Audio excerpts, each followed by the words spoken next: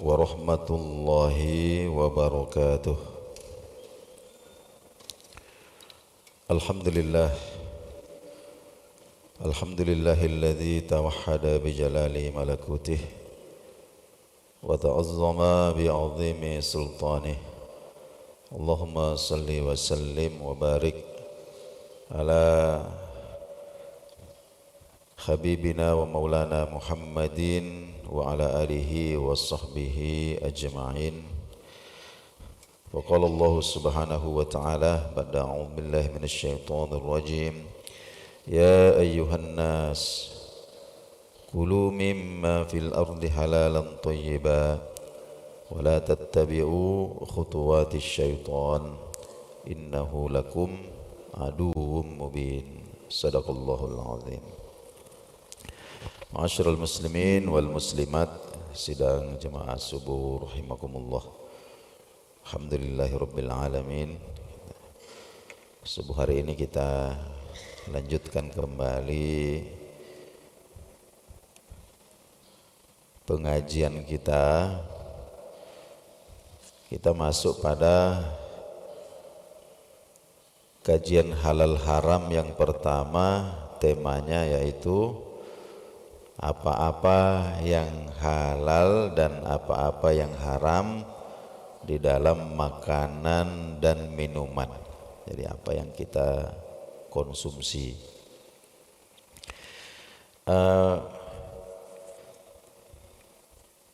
Dulu, nah ini orang-orang ini sampaikan secara ringkas ini, bahwa manusia itu dari dulu ada pada dua kutub yang ekstrim dalam masalah makanan minuman ini. Yang pertama ada ekstrim kanan. Ekstrim kanan ini, mereka ini namanya golongan ibahiyah. Ibahiyah itu artinya apa saja boleh, ya, apa saja boleh, mau makan apa saja silahkan, yang penting tidak mengganggu orang lain. Mau rusak-rusak sendiri ya silahkan. Nah, jadi mereka ini serba membolehkan. Yang buruk-buruk, yang merusak-merusak, semuanya diperbolehkan. Ya, bahkan ya, sudah dijadikan sebagai tradisi keagamaan. Ya, seperti meminum darah dan lain sebagainya. Nah, di satu sisi ada juga golongan yang ekstrim kiri, serba tidak boleh. Karena dianggap itu memakan daging itu tidak boleh. Nah, mereka hanya memakan sayur-sayuran saja. Nah, karena menganggap bahwa memakan daging itu, apalagi menyembelihnya, memburu binatang, ini termasuk perbuatan yang katakanlah kejam. Nah, seperti itu. Secara gambaran, secara umum. Jadi ada yang ekstrim boleh semua. Ada juga yang ekstrim kanan ini, termasuk hal-hal yang baik, yang bermanfaat bagi kehidupan manusia itu juga tidak diperbolehkan. Nah, kemudian Islam ini datang, prinsipnya itu adalah dalam masalah makanan dan minuman, al-Islamu yubihut thayyibat. Jadi pada prinsipnya Islam itu membolehkan semua yang baik-baik. Apapun yang baik, yang bermanfaat, itu diperbolehkan. Ya. Jadi yang pertama dalam suratul Baqarah ayat 168, Allah Subhanahu wa taala mengundang seluruh manusia. Ya ayyuhalladzina amanu, ya ayyuhan nas, ya, wahai sekalian manusia. Nah, ini undangan Allah Subhanahu wa taala kepada seluruh manusia. Kulu mimma fil ardi, ya, makanlah apa-apa yang ada di muka bumi ini, yang di daratnya, yang di lautannya, yang kalian pelihara atau yang liar, ya, makanlah halalan thayyiban, ya, yang halal dan baik, ya. Nah, jadi makanlah apa-apa yang halal, yang baik, yang ada di muka bumi ini. Ya, jadi kalau kita ilustrasikan ya seakan-akan Allah hamparkan permukaan bumi ini, kemudian ada yang Allah tumbuhkan, ada binatang yang Allah ciptakan. Nah, maka ibarat permukaan bumi ini seperti meja makan yang besar. Ini seperti meja makan yang besar. Lalu kemudian Allah Subhanahu wa taala menyampaikan undangan kepada seluruh manusia, ya, kalian pilih, kalian seleksi apa-apa yang ada di muka bumi ini, yang di daratkah, yang di lautkah, pilih yang baik-baik. Baik-baik itu artinya thayyiban itu bermanfaat. Meskipun mungkin rasanya itu tidak enak, ya, tapi bermanfaat. Ya, kemudian halalan. Nah, halalan ini yaitu lepas dari ikatan yang diharamkan itu. Ya.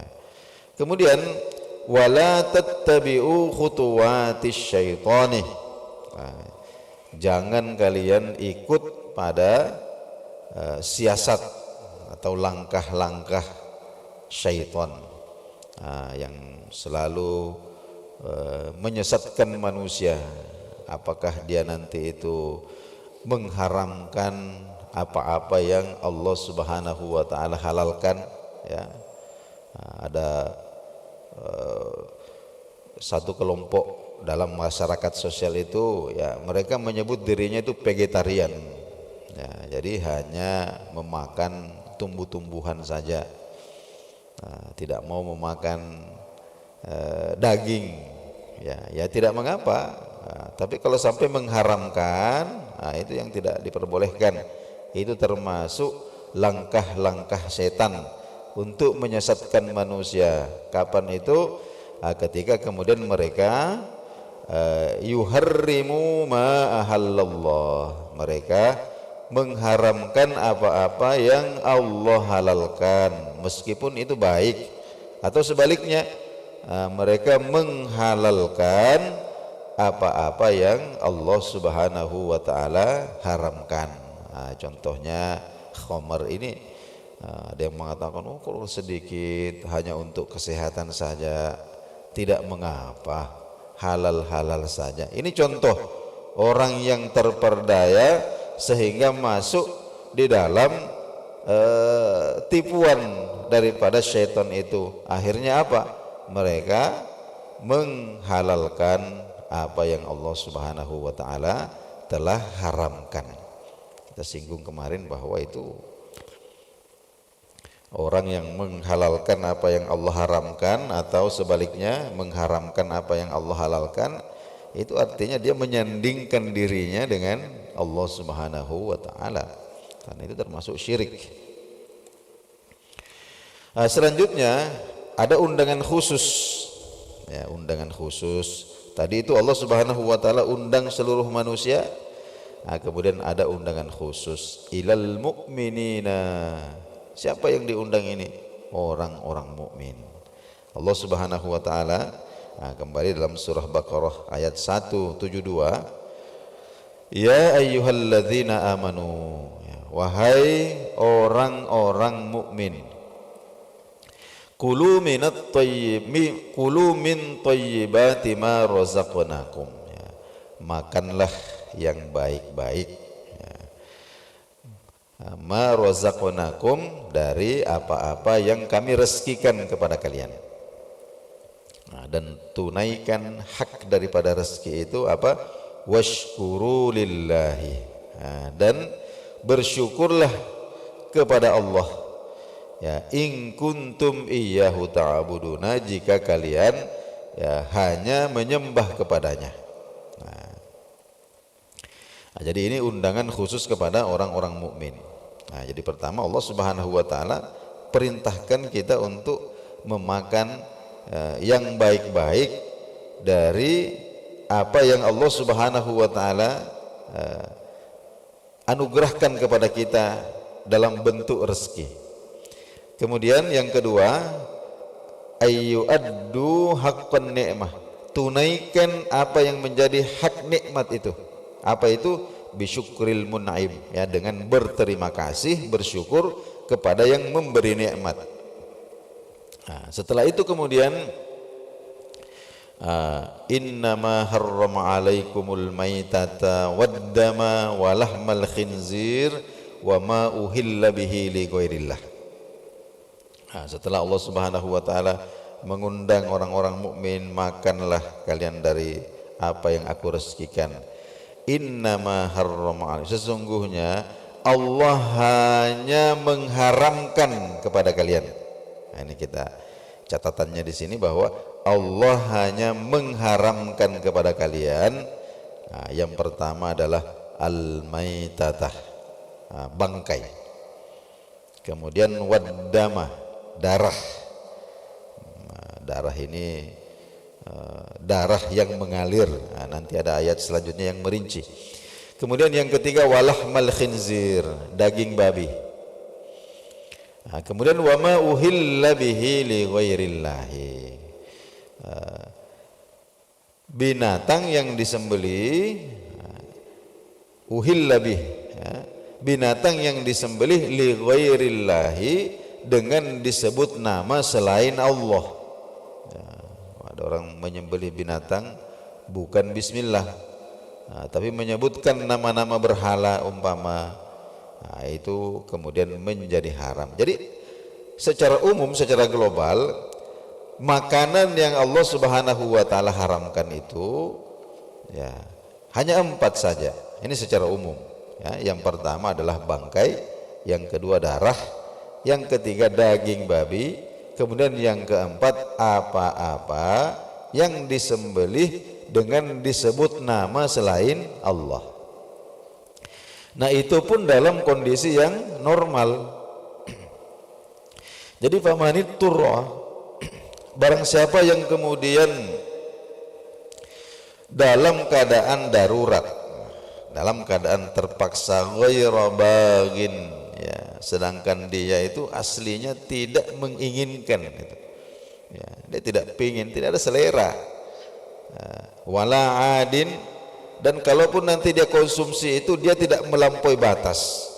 Nah, ini apa namanya, kriteria umum ketika seseorang itu dalam keadaan kok kamu terpaksa makan bangkai, makan darah, makan daging babi, atau makan sembelihan untuk selain Allah Subhanahu wa taala, sedangkan engkau tidak menginginkannya. Jadi aslinya itu dia tidak punya selera untuk makan itu. Wala adin, dan ketika dia konsumsi itu dia tidak melampaui, tidak sampai kenyang, jadi sekedar menegakkan punggungnya untuk bertahan hidup. Fala itsma alaihi, maka itu tidak berdosa, ya. Allah Subhanahu wa taala maafkan. Innallaha, sesungguhnya Allah itu ghafurun, zat yang maha pengampun, rahimun, lagi maha penyayang. Nah, jadi di dalam ayat ini Allah Subhanahu wa taala menghasar, nah, jadi menghanyakan bahwa hanya 4 ini secara umum. Nah, kemudian di dalam surah Al-An'am ayat 145, wallati warada dzikruha fi ayatin akhar asrahuha fid dilalah ala hasril muharramat fi hadhil arba'ah. Nah, ini ada lagi, katakanlah penjelasannya tentang 4 itu. Jadi katakanlah wahai Muhammad, la ajidu, ya, aku tidak mendapati, fima uhiya ilayya, di dalam apa yang diwahyukan Allah kepadaku, ya, muharraman, ya, sesuatu yang diharamkan, ala ta'imin yata'amuhu, ya, atas orang yang hendak memakannya, illa, kecuali ayyakuna maitatan, bangkai, 1, au damam masfuhan, atau darah yang mengalir. Nah, jadi di ayat yang di Al-Baqarah tadi hanya secara umum Allah mengatakan darah. Nah, tapi pada surah Al-An'am ini sudah diklasifikasi bahwa darah yang diharamkan itu adalah damam masfuhan, darah yang mengalir. Nah, kalau yang yang membeku dalam bentuk limpa, dalam bentuk hati, nah itu halal dimakan. Au lahma khinzirin, atau daging babi. Fa innahu rijsun, sesungguhnya itu sangat kotor. Nah, jadi lahmu khinzir itu sangat kotor. Au fisqan, atau binatang yang disembelih. Uhilla li ghairillahi bihi, atas nama selain Allah.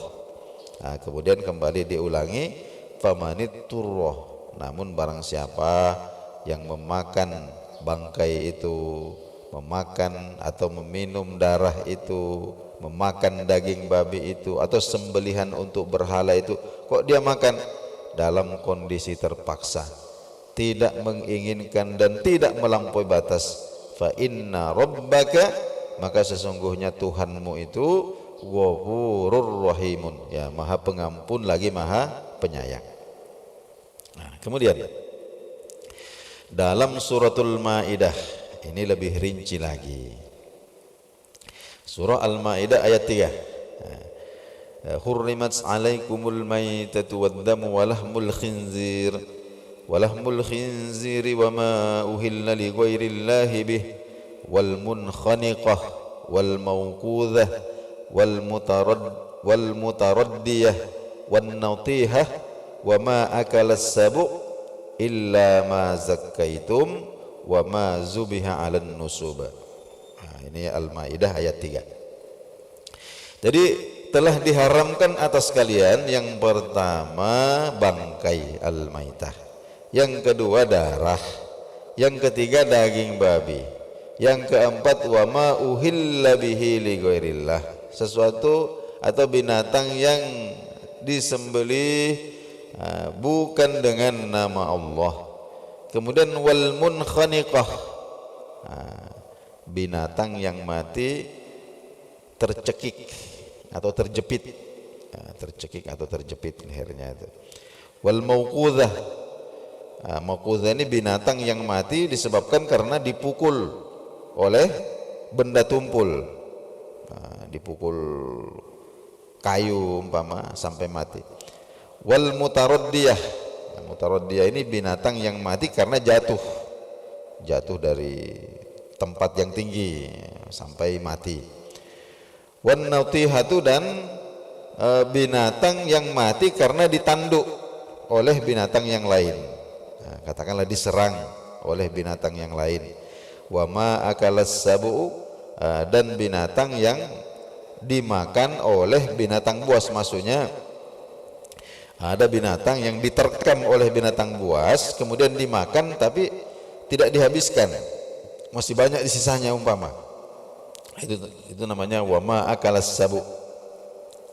Nah, semua itu ya, baik yang mati terjepit lehernya, tercekik lehernya, yang matinya karena dipukul benda tumpul, atau jatuh dari tempat yang tinggi, atau ditanduk oleh binatang yang lain, atau karena diterkam oleh binatang buas, semua itu haram. Illa, kecuali ma zakkaitum, yang sempat kalian sembelih. Sempat kalian sembelih. Ada binatang ini jatuh dari tempat yang tinggi umpama, kemudian kita kejar, ternyata masih ada napas satu-satu, masih ada napas, ya, sempat kita sembelih, maka itu kemudian menjadi halal, ya. Kemudian termasuk yang diharamkan wa ma zubiha 'alan nusubi, ya, binatang yang disembelih untuk berhala. Nah, jadi tadi Allah sebutkan 4, kemudian di sini Allah sebutkan 10. Nah, apakah ini bertentangan? Ini tidak bertentangan. Kenapa? Karena dalam surah Maidah ini merupakan rincian daripada apa yang Allah sebutkan pada suratul Baqarah itu. Nah, kenapa demikian? Fa innal munkhaniqah, karena binatang yang matinya itu kejepit lehernya atau dicekik lehernya, wal mauqudhah, binatang yang mati karena dipukul benda tumpul, wal mutaraddiyah, yang jatuh, wan natihah, yang ditanduk oleh binatang lain atau yang diserang oleh binatang buas, semua itu dikategorikan bangkai. Jadi kulluha fi ma'nal maitah, semua itu dikategorikan sebagai bangkai. Jadi ini adalah ayat ini merinci ayat sebelumnya. Sebagaimana binatang yang disembelih untuk berhala itu juga masuk dalam kategori sembelihan untuk selain Allah. Jadi fakilahuma min babin wahid.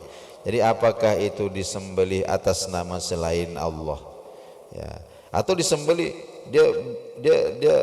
dia katakanlah mengucapkan nama Allah Bismillah, tapi faktanya bukan untuk dimakan, faktanya untuk berhala. Itu juga termasuk ma uhilla li ghairillahi. Jadi fakilahuma min babin wahidin. Jadi intinya apa-apa yang Allah Subhanahu wa taala haramkan ini makanan itu arba'atun bil ijmali, ada 4 secara umum kategorinya, asyaratum bit tafsili, dan ada 10 secara rinci. Itu yang ada di dalam Al-Qur'an.